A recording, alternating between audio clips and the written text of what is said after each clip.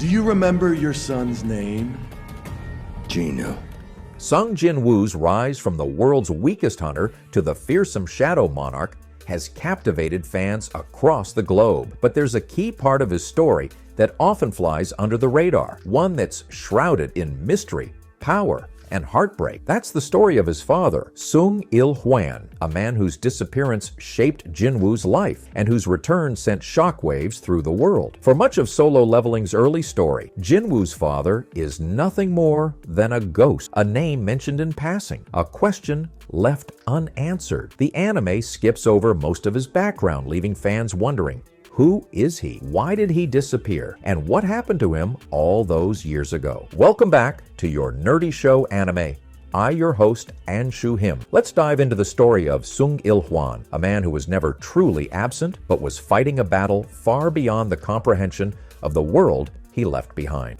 A hero without powers. Long before dungeons appeared, Sung Il-Hwan was just an ordinary man, a brave and selfless firefighter, living a humble life with his wife Park Kyung-hae, raising their two kids, Jinwoo and Gina. He was a loving husband and a devoted father, deeply committed to his family. That peaceful life, however, came to an end with the rise of magic beasts and gates. As chaos swept across the world and humanity learned to fear the unknown, Il-Hwan made a decision. He left behind his life as a firefighter to become one of Korea's first hunters. The ranking system didn't exist yet, so while his power rivaled the strongest S-rankers today, there was no way for anyone to truly measure or recognize his abilities. He didn't fight for fame or glory. He fought to protect, to provide, to survive. But then one mission changed everything. The raid that changed everything. 10 years before the start of the main story, Il-Hwan entered a dungeon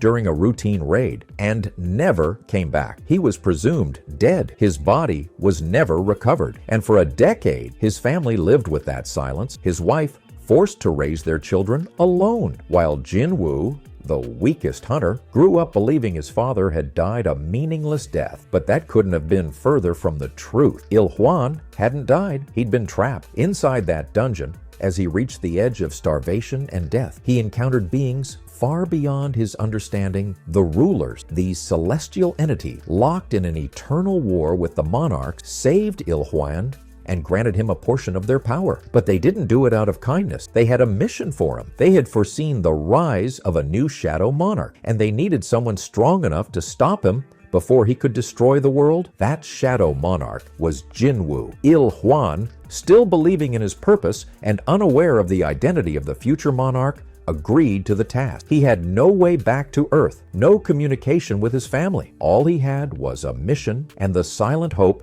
that maybe one day he could return.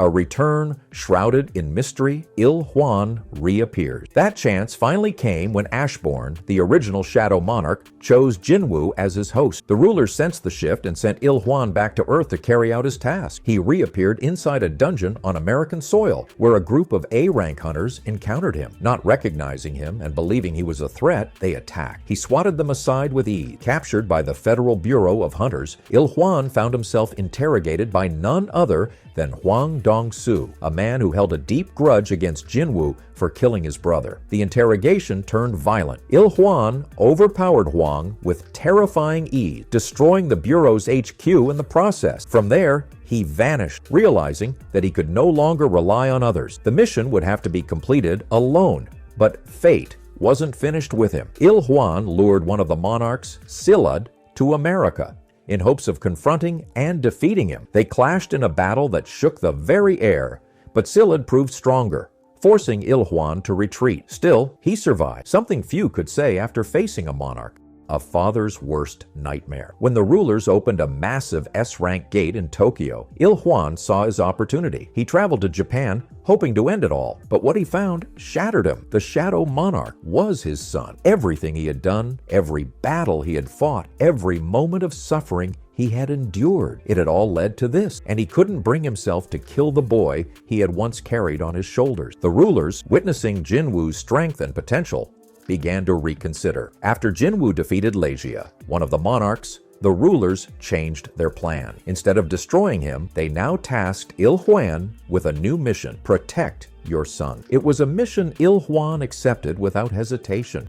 Red Notice at the Guild Conference. When Christopher Reed, one of the ruler's vessels, was assassinated, the world turned its eyes to Il-Hwan. Traces of his mana were found at the scene, and a red notice was issued for his arrest. During the International Guild Conference, the truth surfaced. Sung Jin-woo's father was alive. Jinwoo, now a powerful hunter in his own right, was stunned. The man he had long thought dead was not only alive, but implicated in one of the most high-profile murders of the decade. But there was no time for question. In Seoul, the Monarchs made their move. Raken, Sillad, and Queresha descended on the city with one goal: kill the Shadow Monarch. Jinwoo fought valiantly, taking down Queresha, but fell in battle against Raken. As he lay on the brink of death, the Monarchs moved in to finish him off. And then, in one of the most jaw-dropping moments in the series, Il-Hwan returned. He slammed his foot into Raken's face, hurling the monarch across the skyline. Despite being outnumbered,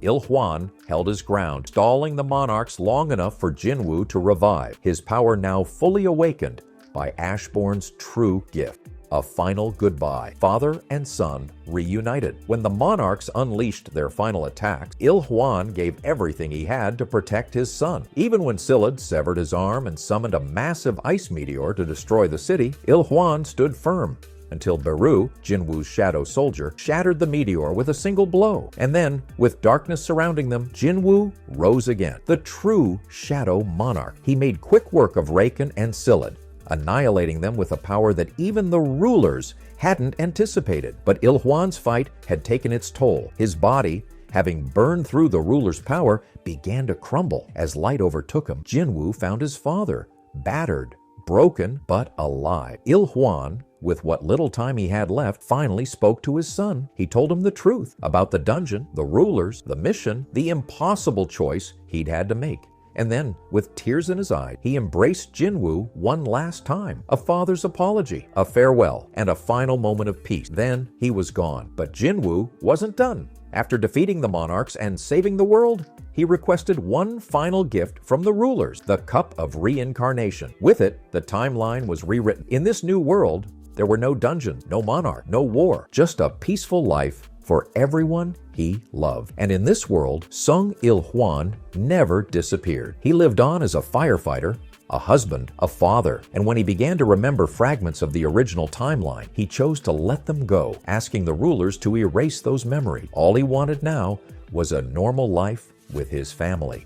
Our nerdy thoughts, Sung Il-Hwan's story, isn't just about strength or sacrifice. It's about love. It's about a father who gave everything, his power, his life, his very existence, to protect the son he once left behind. And in doing so, he became one of the most unsung heroes in the solo leveling universe. While Jinwoo's journey is about becoming the strongest, Il-Hwan's is about what it means to be a protector, even when no one sees you, even when no one remembered. Now you know the full story, not just of Sung Jinwoo, but of the man who made it all possible, his father, Sung Il-Hwan. Want more deep dives like this? Let me know which solo leveling character story you want broken down next. Until then, thanks for watching.